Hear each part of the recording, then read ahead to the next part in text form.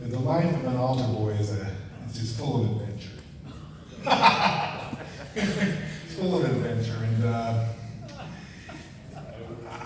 when I got home, my dad drank a lot because I come from a long line of beer drinkers. Having Germans in my heritage, many of you know how they were very fleißig, diligent, hardworking men, and some of them were very strict. Heinrich was my dad's grandfather, and he was very strict. Then we had some Welsh on the other side, and more Germans, and they all drank beer. And they worked hard, and they functioned until they were in a blackout. My dad, I love him a bunch. There was a couple years there I just hated him. I hated my dad. Because he was tough.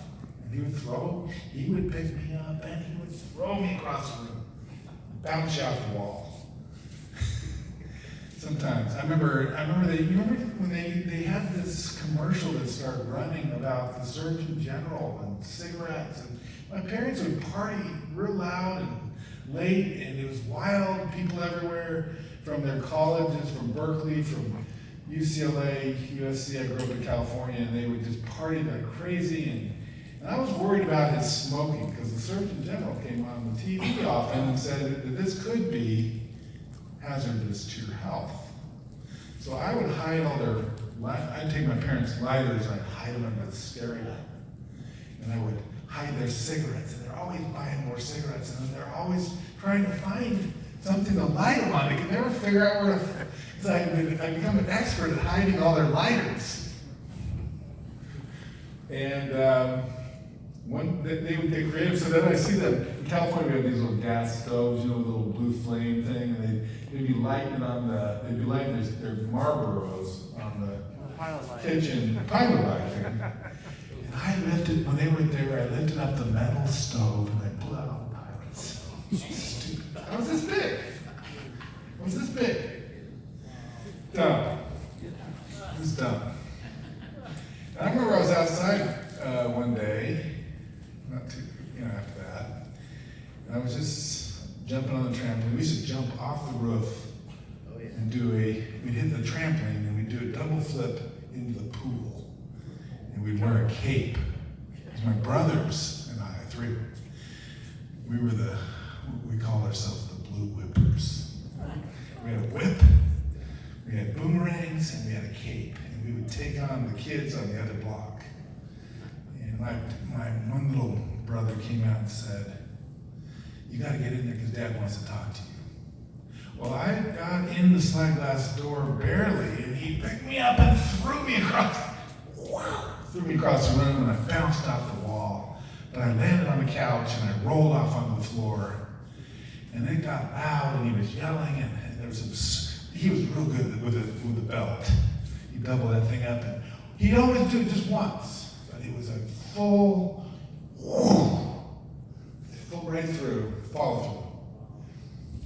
It burned, and I never knew for like months what I did wrong. But they figured out that I blew out the pilot lights, and I could have exploded the house with the gas that had filled the house. And that's what it was. So don't do that. Don't smoke. Let them smoke. Let them drink. I tell them, I don't feel comfortable with you drinking. And my little brother would come out in the night, it was just Johnny Mathis playing. All those songs from the UCLA days. And my little brother would take on the whole crowd. He was even smaller than me, and he'd say, "You all just need to be quiet and go to bed because you're making me nervous." My mom had this cigarette girl thing going on with. She was a cigarette person. And the drinks, and it was just different. It was a different lifestyle. It wasn't really secure. It didn't feel secure. We'd go to church every Sunday. Everything was disciplined, though. I mean, there was hard work. Every weekend, we'd work you're working the yard. Dad worked hard. And Dad worked really hard until he was in a blackout. But when he was in a blackout, he'd carry a shotgun around the house. And he'd call my mom Sam. And I said, "That's not really her name. She's not Sam." And but I respected him, and loved him, loved her, and somehow nobody got shot. And my dad won Businessman of the Year. His father founded a camp business in Laguna Beach in the 30s.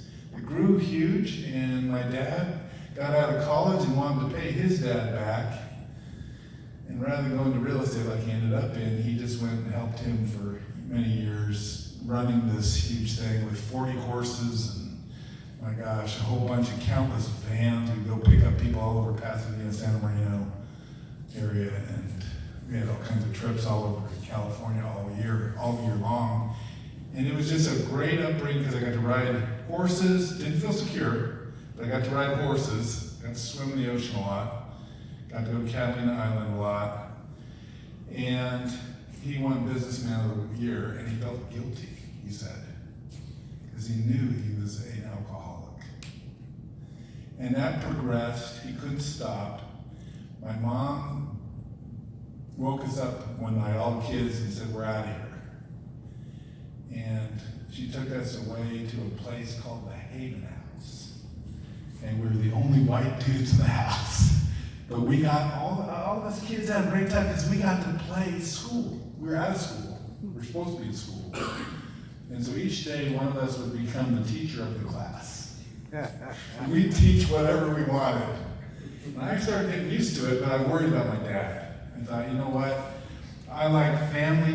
The family somehow, there's a longing for family to stay together in everyone, I think. We have this longing to feel clean, to be clean, to have the family together, to have things orderly and secure. And I worried about him, I prayed about it, I prayed about my dad in the best way, we prayed form prayers. And then my mom wrote him a letter and without a return address, and she somehow kept it secret where we were. And she said, "You will never ever see us again unless you get completely sober." So my dad got sober, and he was still pretty mean, but not all the time. A lot of times he was a good football coach, and his football team always won. They were champions because he was tough, and he worked.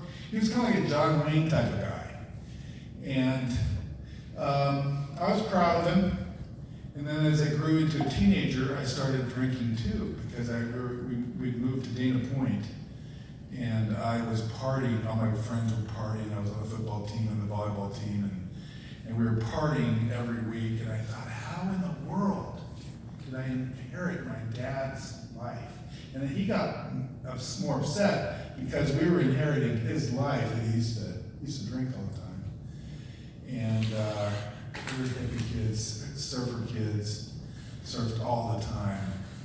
We surfed 7-8 hours a day, and if it was a full moon, we'd surf till 11 at night in the dark. We'd camp on the Dana Point, the big hotel right now. But we would just, we would go to our church, and we felt that, they told us that was the safest spot. There's a lot of cults out there. And I was on the football team. My football team coach, and the wrestling team coach, and the volleyball team coach, there's one guy, he did a lot. His name was Randy Ziegler. Long hair like me, and he was good at surfing. He was 4A. He hung out with the pros, Brad McCall, some of the best in the world, Jerry Lopez. He hung out with them, and he even was involved in starting a church on the North Shore of Oahu called North Shore Fellowship. And he said, "Kurt, you need to be born again. You need to be filled with the Spirit. It's not like religion." And he was right. But we, as a Catholic kid, we tried, and I'm not sliding Catholics, I love Catholics, but we want to stay in our safe place. We don't want to venture out and take a risk with something that could be not safe, and even though it appeared safe. So he would invite me to church, and he was the staff evangelist at a church up the coast, 20 minutes, called Calvary Chapel on Saturday nights. And they had all these Maranatha bands, Sweet Comfort, Daniel Amos, Daryl Mansfield was playing there, and all these bands. It was the middle of the Jesus movement. You remember what that was like. You remember. And it was great. And God was pouring out his Spirit on all flesh, even messed up surfer kids from a dysfunctional family. And my brothers and I were getting rebellious because our dad was getting stricter. But I got invited to a little Bible study during this time. It was a little after my friend Randy Ziegler witnessed to me. Hardcore, gotta repent, gotta get born again, gotta believe in Jesus. And I basically went to a Bible study, and I turned out to be, there was all women. And they were all, the youngest one there, I think, was maybe 50 or something. So here's this surfer kid amongst these women, they're all Catholics, but they were born again. And they're telling me how I need to repent and be born again. And they're reading me the verses about being born again. And they were circling around me, and they wanted to pray for me. And they said, do you want to repent and be born again? After we had our little Bible study. And I said, well, I want to go to heaven. I like Jesus. There's nothing wrong you can find with Jesus. You look, there's nothing wrong you can find with. And I said, I'm open to this. Yeah, I want Jesus. So they led me in a sinner's prayer, and I said, God, I'm sorry. I'm a rank sinner. I mean, I really am. I've really hurt you in so many ways. I know it. Rebellion, getting drunk. I somehow inherited my father and my grandfather and my brother's life. We're all drunks. And I smoked a lot. I smoked all kinds of stuff. And I ate brownies.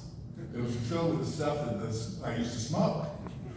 And I'd go to Led Zeppelin concerts. I said, God, I've been to so many rock concerts, and they sing about the devil. And I come out of Led Zeppelin concerts, and I can't even remember where my car was. So I have to wait for the whole parking lot to empty out. Because I should have looked up and saw A on the sign above my car at the LA Coliseum. And I'm trying to find my way back to my car, and I finally find my car. I saw this one guy preaching about Jesus in the parking lot. And they were throwing bottles at him as I was trying to head to my car.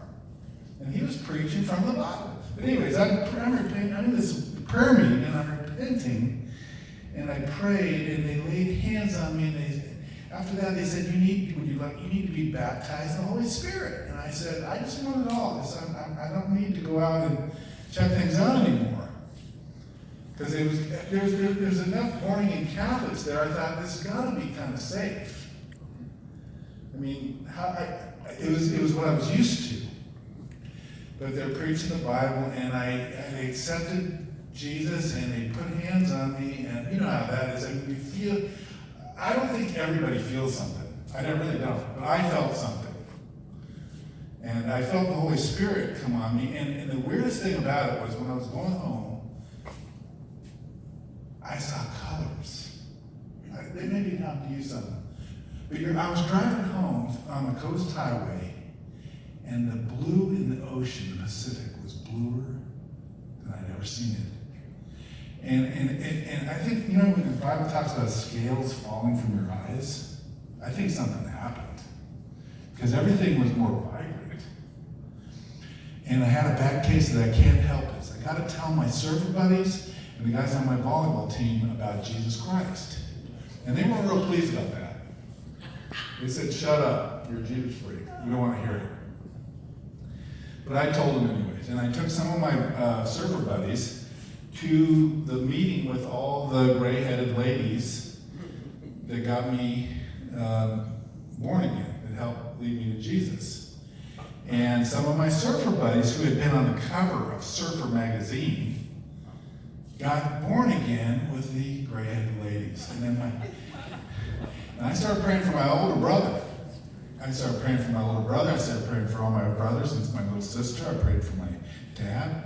My dad wasn't drinking, and my mom said he's a dry drunk. What's a dry drunk? How can you be a dry drunk? Well, he's still angry. But we're going on a date on Friday. I said, okay, well, that's good. I said, and this has been a couple of weeks after the experience, so I found a church up the coast where my friend Randy Ziegler went. And I said, and I said, they have a movie night up tonight. It's Friday, they have a movie night. And they're showing a movie called Distant Thunder, which is about the end times and prophecy. And I said, Mom, why don't you just go out to dinner and then take Dad up to Distant Thunder? Because I knew they would give an altar call after. Every time they do anything, they could take the Sparklets water bottles out to the trash thing, but they're going to give an altar call. They can do anything, they're going to give it all. They put a hook, a baited hook, in every single opportunity. And so my dad and mom ended up there, and those hippie surfer kids are sitting up front on this carpeting in their OP and Quicksilver surf trunks, because we'd always sit up front. And my dad's sitting right there with my mom, and he was so convicted, and he raised his hand, and he stood up, and there he was. He was standing out of the crowd in the front, and there's my dad coming out of the top of the crowd of little kids, teenagers, and he's getting born again right in the church. And my mom was elated, and she came home and she told me, Dad accepted Jesus Christ. He's a different guy now. And you know what the first thing my dad did is he bolted from the Catholic Church. I didn't say anything, but he was reading his Bible and he bolted, and he found a Bible teaching church, and he's been there ever since. And we're best friends. We've become best friends with my dad. And I love my mom, and they're still together. And God rescued their marriage that was on the rocks with the tequila. Right? God rescued their marriage, and then we were praying, praying for my brother. And my sister moved to Texas with her husband. She had gotten married, she had 2 little kids. And I told you this last time I was here, I think. But she got murdered in her house. Somebody climbed in her house at night. Her husband was away on business, and murdered her in her bed. Stabbed her. It's like 40 times. Wow. And they had me do the funeral for that, and that was rough. That's as rough as it gets.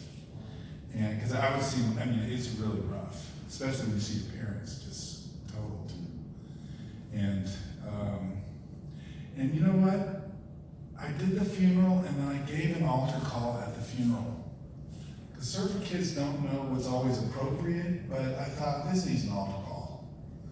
And I talked about how Jesus is the way, the truth, and the life.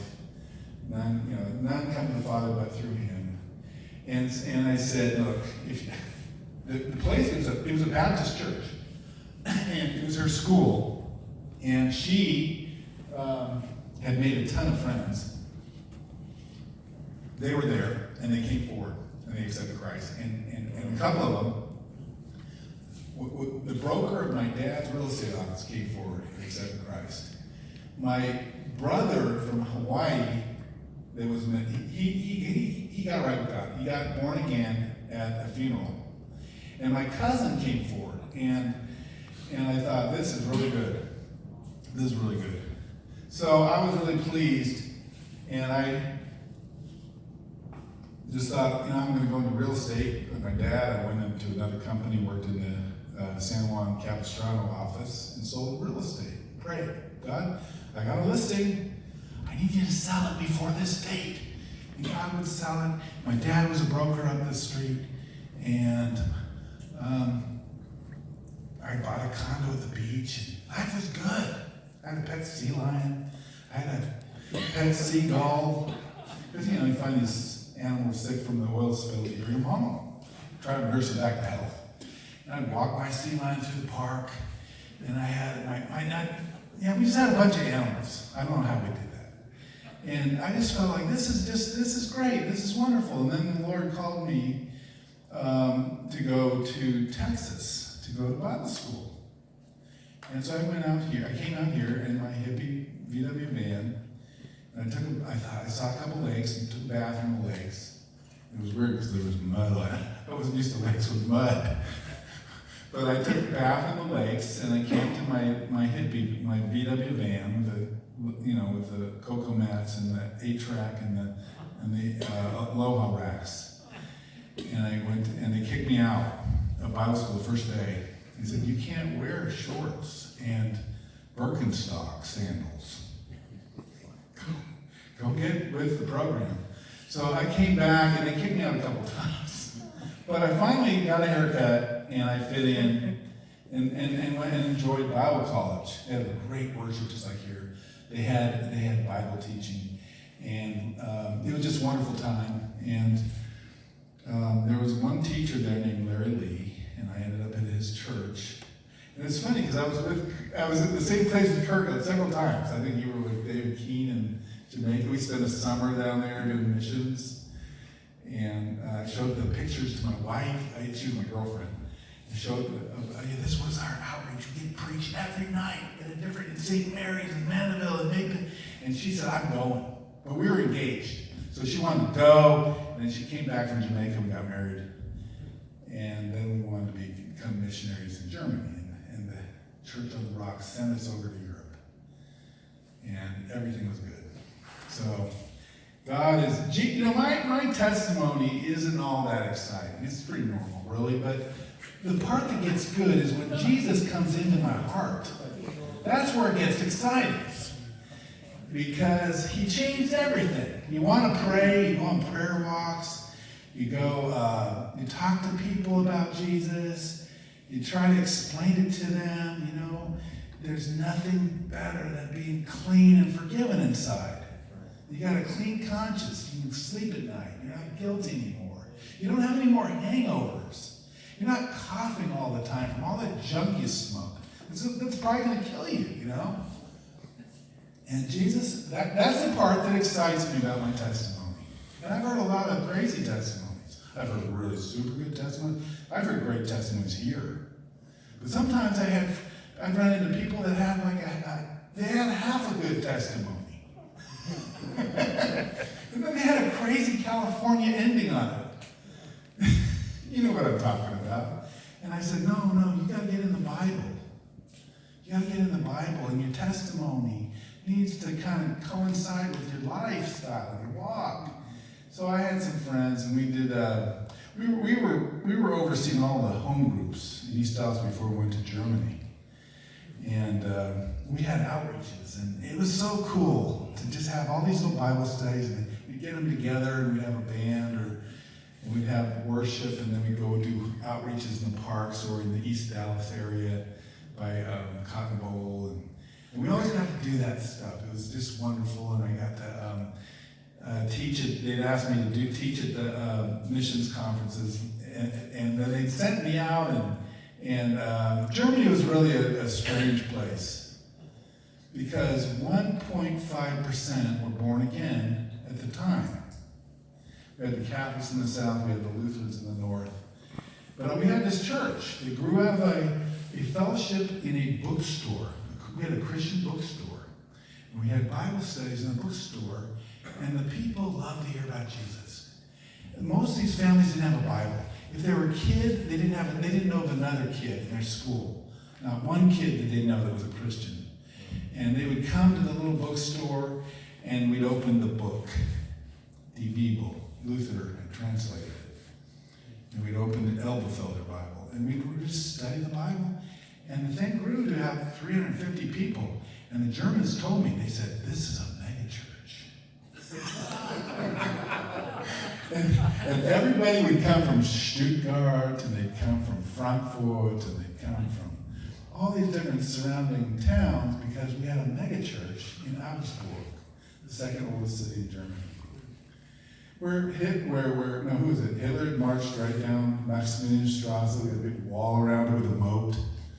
It was built by the Romans before Christ had walked on the earth, and it was ideal because I had learned German, and I was preaching in German, and Lenny was teaching in German. She was teaching the ladies, and every time somebody called from another country, the guy that I was working with, his name was John Duro. He'd always send me because he hated to travel.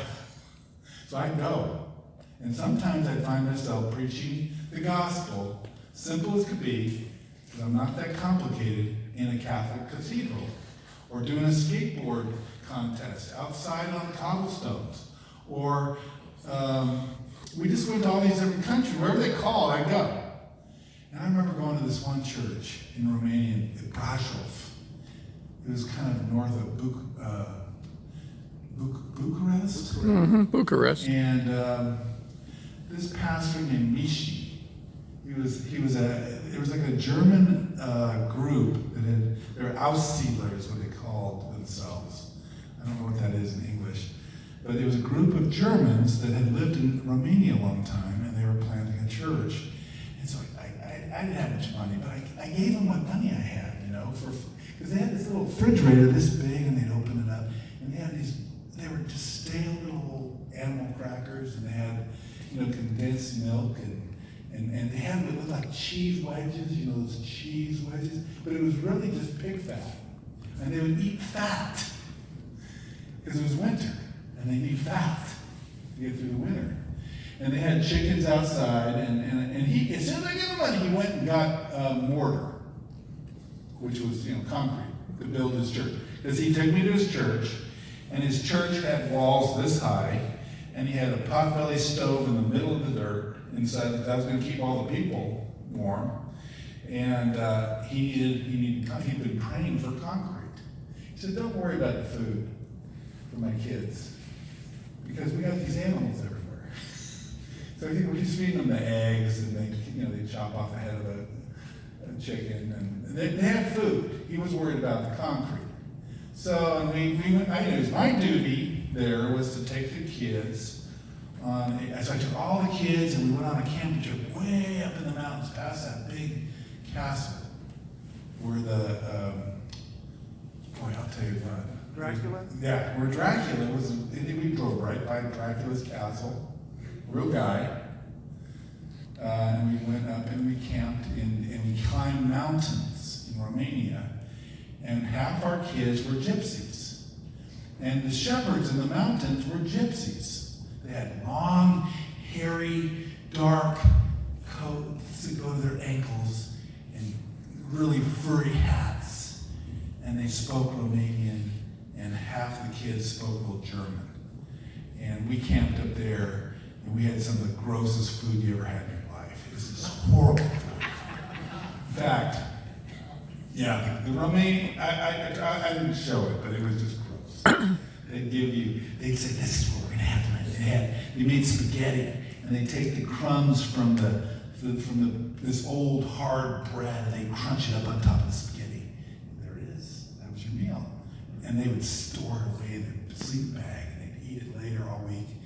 And I'm telling you, they would collect, when we climbed mountains, they would collect these mushrooms, but not those. They'd collect some berries. But what they were collecting is as we climbed the mountains for 2 weeks, that's what they were having for the meal. And we ate berries, and we ate mushrooms, and we ate spaghetti with stale bread crumbs all over it. But the shepherds would come through in the morning when we were sleeping. And the shepherds, I'll tell you what, the shepherds, you can see the legs of all these animals going by out of your sleeping bag. And they go by, and the little gypsy kids would get all excited because they'd say, "There's a shepherd around here, and we're going to go negotiate with him. Wir werden mit ihm reden, und wir werden etwas Gutes essen. We're going to have something really good to eat tonight." And I said, "Okay." They said, "Kurt, hast du ein bisschen Geld? Do you have a little bit of money?"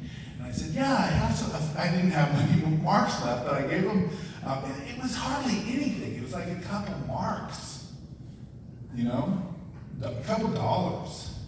But these kids went and bartered with these shepherds, and they came back and they said, "We need a knife." The brow kind of message. So they wanted I had a red Army Swiss knife, and they wanted it. And they're dragging this goat through our campground, and they slit it. They took my pocket knife and they slit its throat, and it's kicking, and it was the most bloody, gory thing you ever seen. It was just horrible. It would give kids a nightmare. There'd be lawsuits if it happened in America. but it's just bleeding and spurting, and they hung it up by its heel on a tree, and they gutted it, they took the skin off, and they were just cooked. They had the pig fat wedge, and they had the bread that was too hard, and they had the goat hanging by a tree with my pocket knife.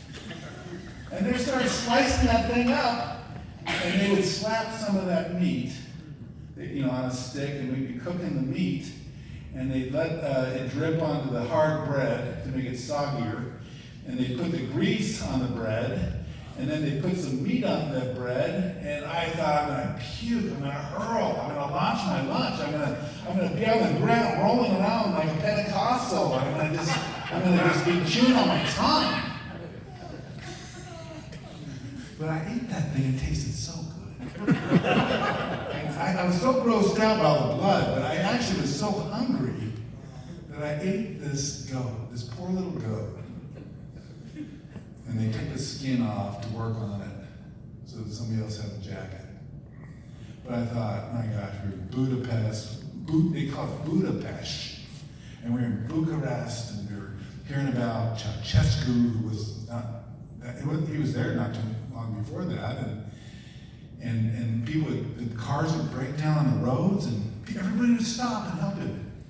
And they would take a Folgers coffee can, and they'd fix his engine.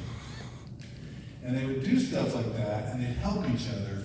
And there were long lines at the gas station, but it was just, the whole thing was ideal. It was just wonderful. My wife and I, we had a great time for some 5 years. And then we put 5 churches that came from there was like 4 other churches that came from our church, and we put Germans in charge of it. And then we backed out. Back to America. It was wonderful. Anyways, I could go on and on.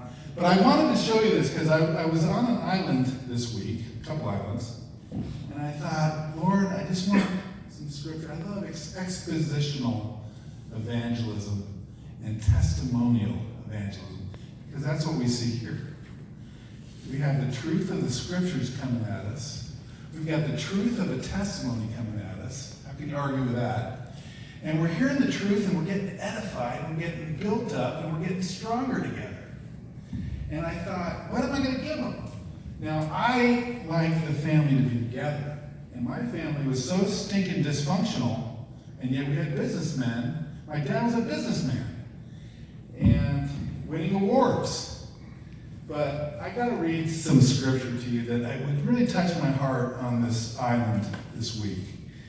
And I was just praying, and you know the story really well. But it's about Joseph. Because I saw business stuff in this that I'd never seen before. And he had a dysfunctional family. And you remember Israel.